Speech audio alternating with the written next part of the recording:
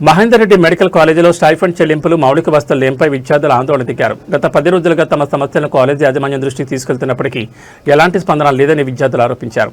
Stipend చెల్లించకపోవడంతో పాటు త్రాగునీరు, hostel సౌకర్యాలు, ఇతర కనీస మౌలిక వసతులు కూడా సరిగా కల్పించడం లేదని వారు ఆవేదన వ్యక్తం చేశారు.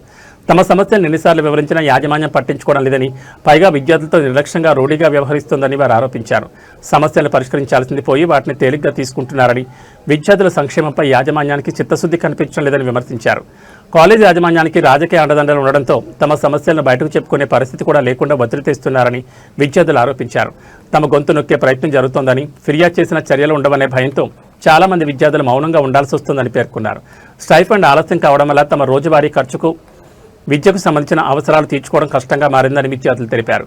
మరోవైపు త్రాగునీరు, పరిశుభ్రత, హాస్టల్ వంటి ప్రాథమిక సదుపాయాలు లేమి వల్ల తీవ్ర ఇబ్బందులు ఎదుర్కొంటున్నామని చెప్పారు. సమస్యలు పరిష్కరించాలని పలుమార్లు కోరినా స్పందన లేకపోవడంతో చివరికి ఆందోళన బాట పట్టాల్సి వచ్చిందని పేర్కొన్నారు.